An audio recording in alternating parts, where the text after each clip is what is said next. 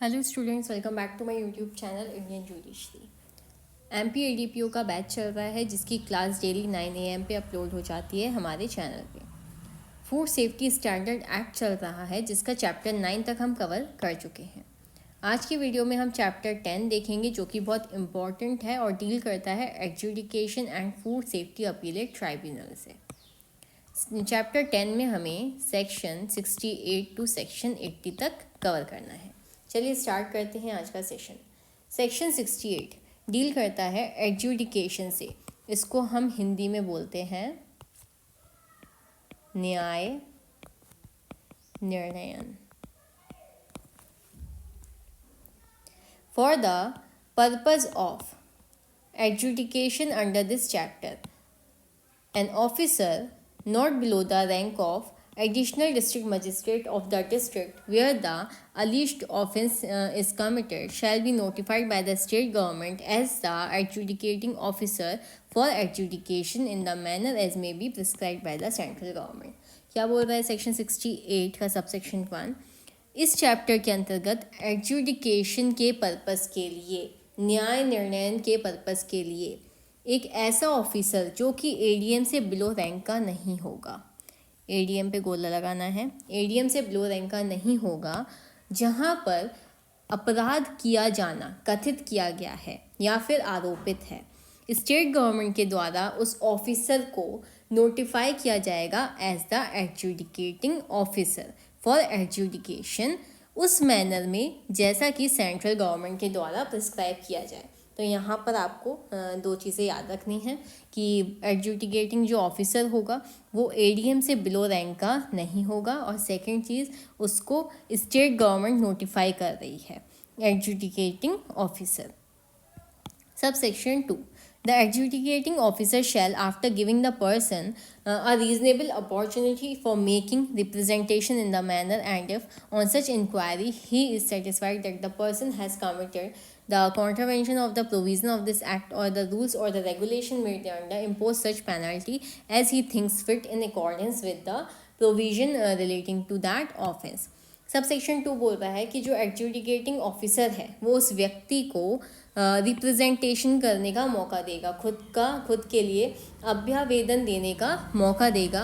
उसके बाद इंक्वायरी में अगर उसको लगता है, एडजुडिकेटिंग ऑफिसर अगर सेटिस्फाई हो जाता है कि उस व्यक्ति ने कथित किया है, अपराध किया है इस एक्ट के प्रोविज़न के कॉन्ट्रावेंशन में, कोई भी किसी भी चीज़ का वायलेशन किया है, तो वो उस पर पेनल्टी को इम्पोज कर सकता है जैसा कि वो ठीक समझे उस अपराध से रिलेटेड।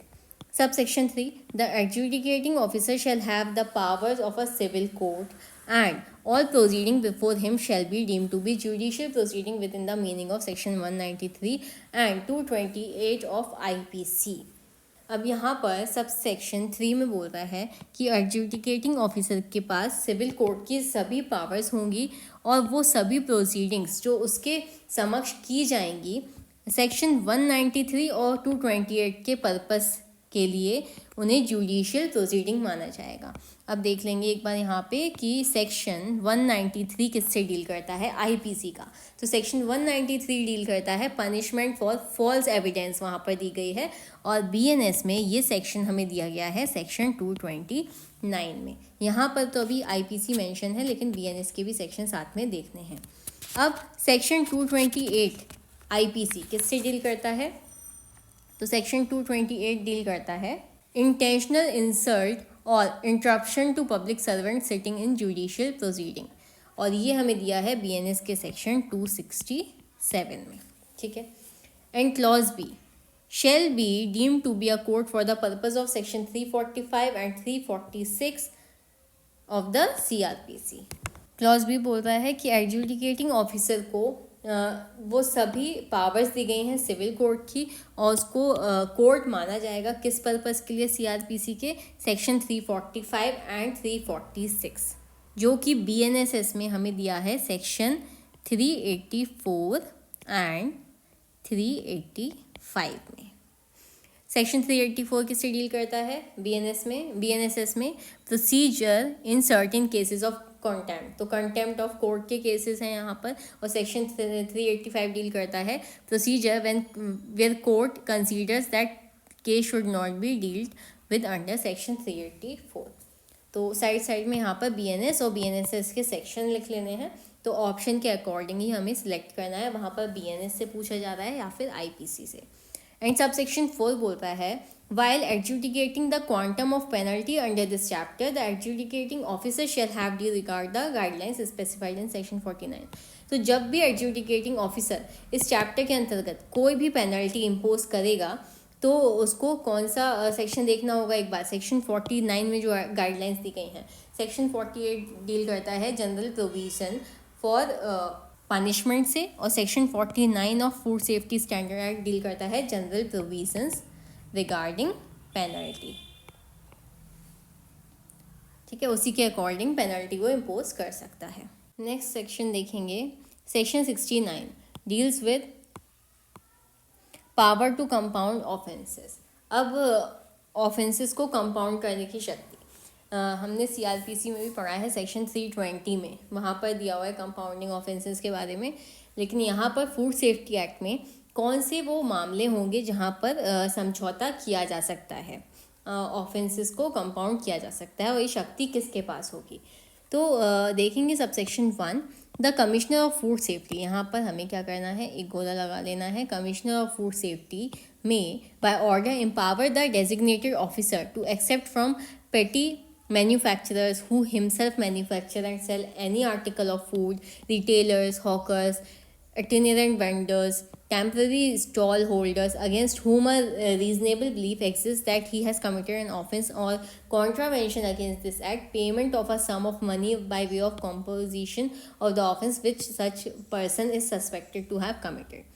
तो यहाँ पर बोला जा रहा है कि जो फूड सेफ्टी का कमिश्नर होगा वो आदेश के द्वारा एम्पावर कर सकता है किसको, डेजिग्नेटेड ऑफिसर को। यहाँ पर भी अंडरलाइन करना है डेजिग्नेटेड ऑफिसर को, कि जो पेटी मैन्युफैक्चरर्स हैं, जो स्मॉल स्केल पे बिजनेस कर रहे हैं, खुद ही मैन्युफैक्चर करते हैं, खुद ही बेचते हैं, छोटे छोटे रिटेलर हैं, टेम्प्रेरी जिनके स्टॉल्स हैं, जो इधर उधर जाकर ट्रैवल करते हुए खाने का कोई भी आइटम बेच रहे हैं, और अगर उनके अगेंस्ट में ऐसा रीज़नेबल बिलीफ है कि उस व्यक्ति ने जो छोटे स्केल पे कोई भी फूड का बिजनेस कर रहा है उसने इस एक्ट के अगेंस्ट कॉन्ट्रावेंशन किया है, जो भी व्यक्ति संदिग्ध है, payment of a sum of money, ठीक है, तो कुछ पैसे देकर वहाँ पर कॉम्पोजिशन किया जा सकता है। Subsection 2 on the payment of such sum of money to such officer the suspected person if in custody shall be discharged and no further proceeding in respect of the offence shall be taken against such person। Subsection 2 बोलता है कि जो भी suspected person है अगर वो custody में है, हिरासत में है, और पेमेंट जैसे ही होता है, पेमेंट होने पर कॉम्पोजिशन का उसको डिस्चार्ज कर दिया जाएगा और उसके अगेंस्ट में कोई भी प्रोसीडिंग आगे नहीं की जाएगी। सबसेक्शन 3 क्या बोल रहा है, the sum of money accepted और agreed to be accepted as composition under subsection 1 shall not be more than 1 lakh rupees and due regard shall be made to the guidelines specified in section 49। Subsection 3 बोल रहा है, यहाँ पर एक important लगा लीजिए, कि जो भी स्मॉल स्केल पे इंडस्ट्रीज़ हैं, स्मॉल स्केल पे कोई बिजनेस कर रहा है फूड का, तो उस पर जो भी कॉम्पोजिशन के लिए होगा पेनल्टी, वो 1 लाख रुपए से ज़्यादा की नहीं होगी, और सेक्शन 49 की गाइडलाइंस को भी फॉलो करना कंपलसरी है। प्रोविज़ो देखेंगे, provided that no offence for which punishment of imprisonment has been prescribed under this act shall be compounded. यहाँ पर भी आपको एक स्टार लगा लेना है, इम्पॉर्टेंट है ये भी प्रोविज़ो, कि ऐसा कोई भी अपराध जिसके लिए पनिशमेंट इम्प्रिजनमेंट दी गई है, जिसके लिए कारावास से दंडित है जो भी कोई अपराध, वहाँ पर जो वो ऑफेंस जो है वो कंपाउंडेबल नहीं होगा, उसको कंपाउंड नहीं किया जा सकता। नेक्स्ट सेक्शन देखेंगे, सेक्शन 70 डील करता है establishment of food safety appellate tribunal से। फूड सेफ्टी अपीलेट ट्राइब्यूनल का इस्टेब्लिशमेंट इम्पॉर्टेंट सेक्शन है। The central government or the case may B state government में by notification establish one or more tribunals to be known as the Food Safety Appellate Tribunal to hear appeal from the decision of adjudicating officer under section 68.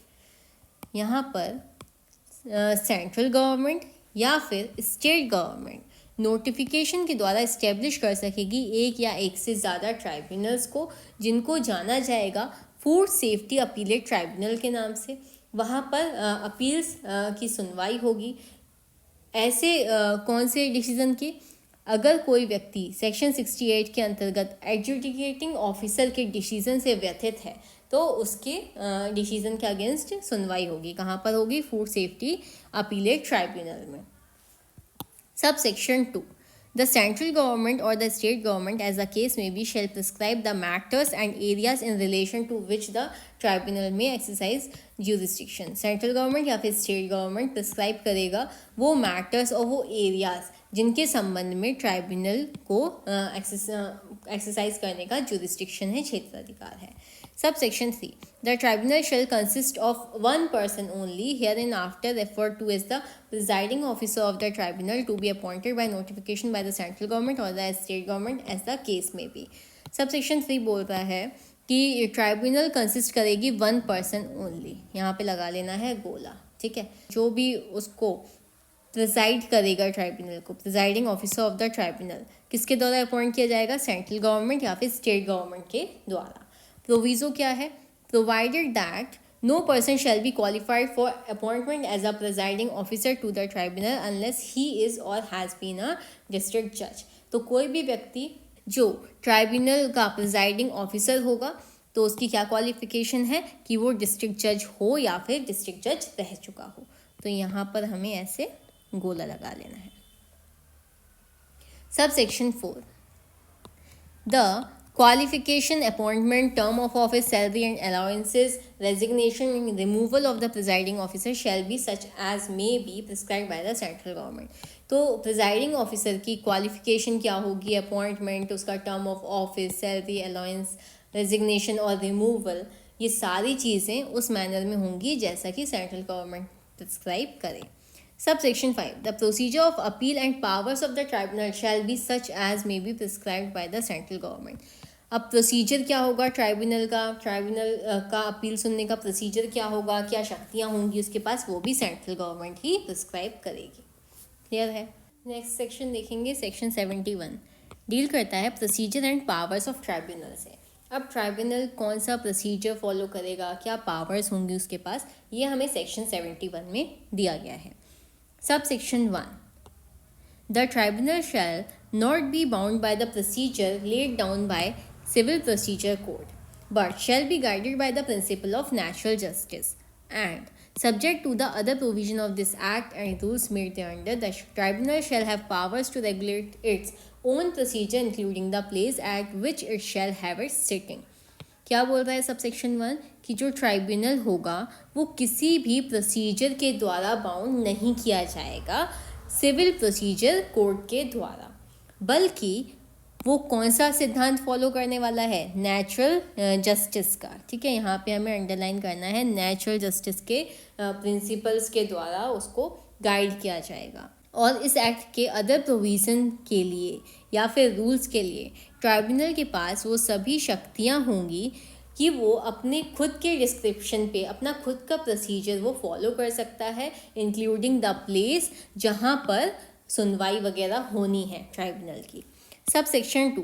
The tribunal shall have for the purpose of discharging its function under this Act the same powers as are vested in a civil procedure court while trying a suit in respect of the following matters, namely. Subsection 2 बोल रहा है कि tribunal इस act के अंतर्गत functions discharge करते समय उसके पास वो सभी शक्तियाँ होंगी जो सिविल प्रोसीजर कोड में सिविल कोर्ट को दी गई हैं जब वो इन मामलों में सुनवाई कर रहा है। तो कौन कौन से मामले दिए गए हैं यहाँ पे? क्लॉज ए से क्लॉज जी तक हमें देखना है। Summoning and enforcing the attendance of any person and examining him on oath, requiring the discovery and production of documents और other electronic records, receiving evidence on affidavits, issuing commission for examination of witnesses और documents, reviewing its decision, dismissing an application for default or deciding it ex parte any other matter which may be prescribed by the central government. जब tribunal समन भेज रहा है या फिर किसी person की attendance को इन्फोर्स कर रहा है, एग्जामिन कर रहा है, या फिर डॉक्यूमेंट के प्रोडक्शन से रिलेटेड, या फिर इलेक्ट्रॉनिक रिकॉर्ड को प्रोड्यूस करने से लेके, या फिर एफिडेविट पर एविडेंस रिसीव करना, या फिर विटनेसेस या डॉक्यूमेंट्स को एग्जामिनेशन के लिए बुलाना, डिसीजन रिव्यू करना, एप्लीकेशन को डिसमिस करना, या फिर एक्स पार्टे डिसीजन देना, या फिर कोई भी अदर मैटर जो सेंट्रल गवर्नमेंट के द्वारा प्रिस्क्राइब किया जाएगा, तो ट्राइब्यूनल के पास वो सभी पावर होंगी जो सिविल प्रोसीजर कोड के अंतर्गत सिविल कोड को दी गई हैं। सब सेक्शन 3 देखेंगे। Every proceeding before the tribunal shall be deemed to be a judicial proceeding within the meaning of section 198 and 228 for the purpose of section 196 of IPC. It shall be deemed to be a civil court for all the purpose of section 195 and chapter 26 of CRPC. देखो अभी भी यहाँ पर section IPC और CrPC दिया गया है, तो हमें साथ साथ में जब हम सेक्शन देखेंगे कि सेक्शन आईपीसी का 193, 228 किससे डील करता है, या फिर सीआरपीसी का चैप्टर 26 किससे डील करता है, तो हमें बीआर एक्ट में ही साइड में लिख लेना है कि वो बीएनएस और बीएनएसएस में कहाँ कहाँ दिया गया है। सबसे पहले साइड में लिख लेंगे हम सेक्शन 193। बीएनएस में दिया गया है सेक्शन 229 में, किससे डील करता है, पनिशमेंट फॉर फॉल्स एविडेंस से। इसके बाद सेक्शन 228 बीएनएस में कहाँ दिया है, सेक्शन 267 में, किससे डील करता है, intentional insult or interruption to public servant sitting in judicial proceeding. और सेक्शन 196 आईपीसी बीएनएस में कहाँ दिया है, कौन से सेक्शन में, 233, किससे डील करता है, using evidence known to be false. अब सीआरपीसी का देख लेंगे। सीआरपीसी का सेक्शन 195 बीएनएसएस में दिया है सेक्शन 217 में, डील करता है prosecution for offence against state and for criminal conspiracy to commit such offences. और सेक्शन 26 बीएनएस में दिया है सेक्शन 28 में, जो कि डील करता है provision as to offence affecting the administration of justice. तो सबसेक्शन 3 बोल रहा है कि ट्राइब्यूनल के समक्ष की गई सभी प्रोसीडिंग, सभी कार्यवाही को जुडिशियल प्रोसीडिंग माना जाएगा with in the meaning of section 193 and 228 of IPC, section 196 के पर्पस के लिए। और सिविल कोर्ट माना जाएगा सेक्शन 195 और चैप्टर 26 ऑफ सीआरपीसी के पर्पस के लिए। सबसेक्शन 4 देखेंगे। The appellant may either appear in person or authorise one or more legal practitioner or any of its officers to represent his case before tribunal.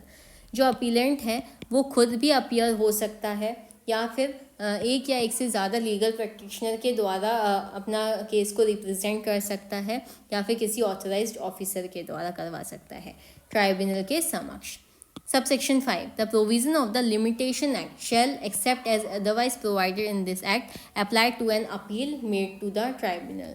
यहाँ पर ये important है, limitation act पे गोला लगाइएगा कि ट्राइब्यूनल के समक्ष जो अपील के लिए अप्लाई किया गया है, कुछ प्रोविजंस को छोड़कर, ठीक है, लिमिटेशन एक्ट अप्लाई होगा अपील के मामले में। किसके मामले में, अपील के मामले में। सब सेक्शन 6 क्या बोल रहा है, any person aggrieved by any decision और द ऑर्डर ऑफ ट्राइब्यूनल में file an appeal to the high court within 60 days from the date of communication of the decision और order of the tribunal to him on any question of fact और law arising out of such order. Subsection 6 बोल रहा है कि कोई भी व्यक्ति जो कि व्यथित है ट्राइब्यूनल के आदेश के द्वारा या फिर उसके डिसीजन के द्वारा, तो वहाँ पर अपील कहाँ की जाएगी, हाई कोर्ट के समक्ष की जाएगी। कितने दिनों के अंदर, 60 days के अंदर। यहाँ पर देखो आप सेक्शन 70 में कि अगर सेक्शन 68 के अंतर्गत एडजुडिकेटिंग ऑफिसर के अगर डिसीजन से कोई व्यक्ति अग्रीव्ड है तो अपील कहाँ होगी, फूड सेफ्टी अपीलेट ट्राइब्यूनल में। और अगर फूड सेफ्टी अपीलेट ट्राइब्यूनल के डिसीजन से अगर कोई व्यक्ति अग्रीव्ड है तो जो अपील है वो होगी हाई कोर्ट में। प्रोविज़ो देखेंगे।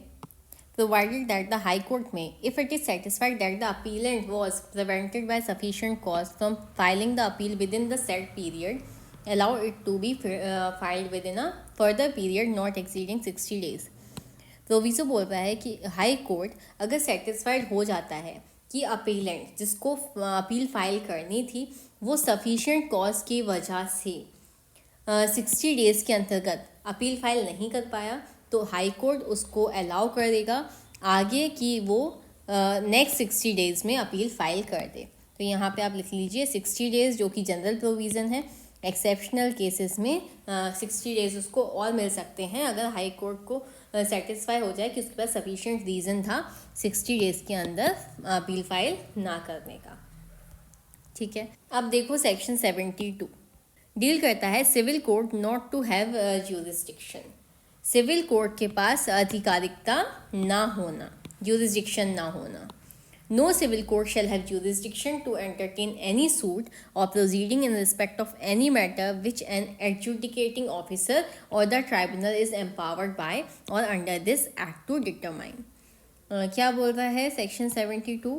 कोई भी कोर्ट के पास ज्यूरिसडिक्शन नहीं होगा किसी भी सूट या फिर प्रोसीडिंग को एंटरटेन करने का किसी भी मैटर में जो कि एडजुडिकेटिंग ऑफिसर या फिर ट्राइब्यूनल को एम्पावर किए गए हैं इस एक्ट के अंतर्गत। And no injunction shall be granted by any court or other authority in respect of any action taken or to be taken in pursuance of any power conferred by or under this act. और कोई भी injunction कोई भी court grant नहीं करेगा। Injunction का मतलब होता है ऐसा कोई भी आदेश नहीं देगा, ऐसा कोई भी आदेश जिसमें लिखा होता है कि ऐसा आपको करना है या फिर नहीं करना है, तो कोई भी इंजंक्शन को ग्रांट नहीं किया जाएगा किसी भी कोर्ट के द्वारा या फिर किसी भी अदर अथॉरिटी के द्वारा जिसके रिस्पेक्ट में इस एक्ट के अंतर्गत पावर दी गई है एडजुडिकेटिंग ऑफिसर या फिर ट्राइब्यूनल को कोई भी एक्शन लेने की या फिर कोई भी एक्शन उसको लिया जाना है, तो उसके कंटेक्स्ट में कोई भी इंजंक्शन ग्रांट नहीं किया जाएगा सिविल कोर्ट के द्वारा। क्लियर है? नेक्स्ट सेक्शन देखेंगे, सेक्शन 73 डील करता है power of court to try cases summarily. अब केसेस को समरी वे में ट्राई करने के लिए कोर्ट की शक्तियाँ क्या बोल रहा है subsection 1 notwithstanding anything contained in CrPC में किसी भी बात के होते हुए all offences not triable by a special court, यहाँ पे गोला लगाना है, सभी ऑफेंसेस जो स्पेशल कोर्ट के द्वारा ट्रायबल नहीं है shall be tried in a summary way by a judicial magistrate of first class or by metropolitan magistrate, and the provision of section 262 to 265 both inclusive of the said court shall as far as may be apply to such trial. CRPC में किसी भी बात के होते हुए अगर ऐसे अपराध जो कि स्पेशल कोर्ट के द्वारा ट्रायबल हैं उनको छोड़कर जो अपराध स्पेशल कोर्ट के द्वारा ट्रायबल नहीं है उनको समरी वे में किसके द्वारा JMFC यानी कि जुडिशियल मजिस्ट्रेट फर्स्ट क्लास या फिर मेट्रोपॉलिटन मजिस्ट्रेट के द्वारा समरी वे में ट्राई किया जा सकेगा। और सेक्शन 262, 263, 264 एंड 265 अप्लाई होंगे CRPC के। अब CRPC के प्रोविजंस BNSS में कौन से सेक्शन में दिए गए हैं? सेक्शन 262 पहले हम देखेंगे, डील करता है 262 में हमें दिया है प्रोसीजर फॉर समरी ट्रायल, जो कि BNSS में भारतीय नागरिक सुरक्षा संहिता में दिया है हमें सेक्शन 285 में। नेक्स्ट सेक्शन देखेंगे 263, डील करता है record in summary trial, BNSS में दिया है हमें सेक्शन 286 में, ऐसे लिख लीजिएगा। Section 264 judgment in case of trial summarily, ठीक है, ये दिया है हमें सेक्शन 287 में BNSS के। एंड सेक्शन 265 डील करता है language of record and judgment से, ठीक है, ये दिया है हमें सेक्शन 288 में, ठीक है। तो यही वाला जो प्रोसीजर CRPC में दिया है वही अप्लाई होगा समरी केसेस के मामलों में। प्रोविज़ो देखेंगे इसका, provided that in case of any conviction in a summary trial under this section, it shall be lawful for the magistrate to pass a sentence for imprisonment for a term not exceeding 1 year. यहाँ पे गोला लगाना है कि अगर इस section के अंतर्गत समरी ट्रायल करते समय कोई व्यक्ति कन्विक्ट होता है, दोष सिद्ध होता है, तो ये लॉफुल होगा मजिस्ट्रेट को कि वो इम्प्रिजनमेंट का सेंटेंस पास कर सके, कारावास का, जो कि 1 साल से ज़्यादा का नहीं होगा. ठीक है, ऐसा कारावास वो दे सकता है.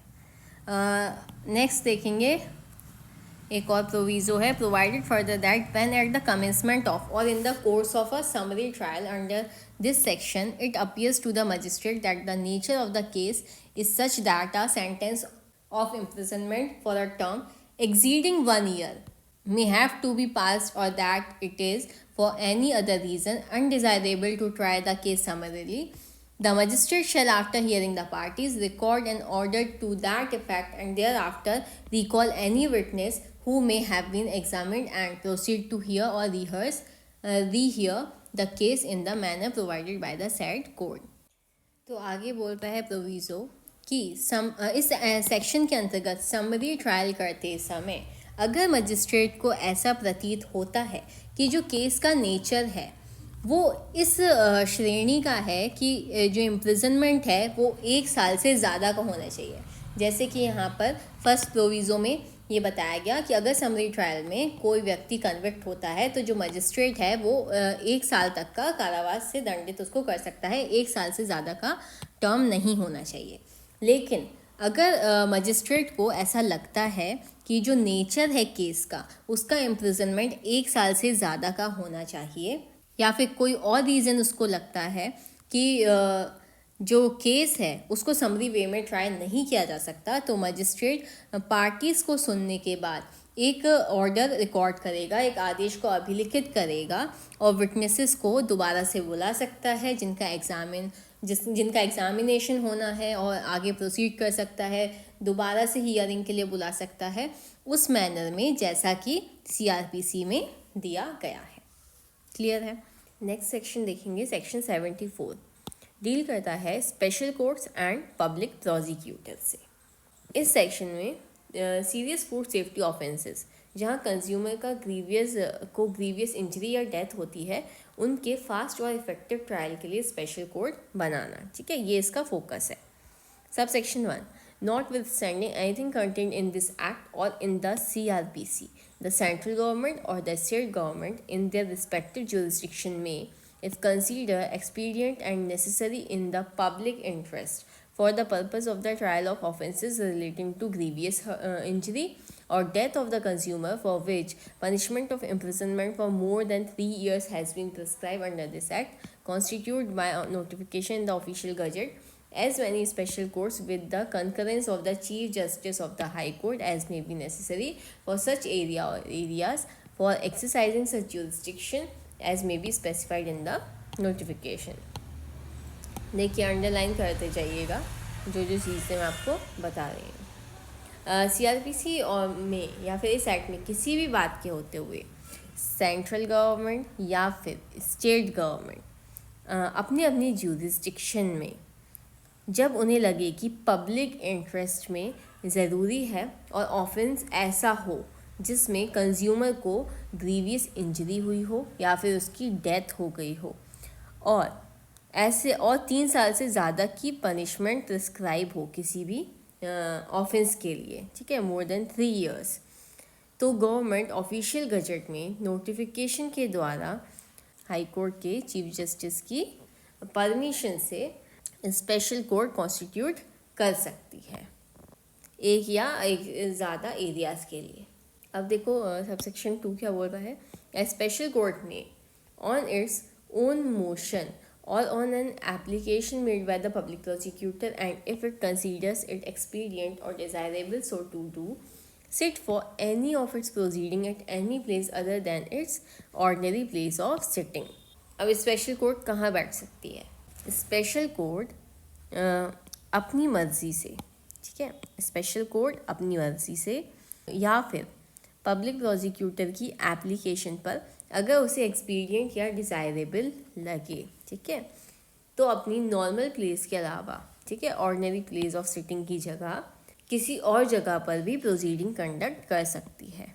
Subsection 3, the trial under this act of any offence by a special court shall have precedence over the trial of any other case against the accused in any other court, not being a special court, and shall be concluded in preference to the trial of such other case, and accordingly the trial of such other case shall remain in abeyance.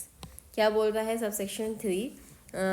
Special court में चल रहा है trial, ठीक है, special court में चल रहा trial हर दूसरे कोर्ट के ट्रायल से पहले कंक्लूड होगा।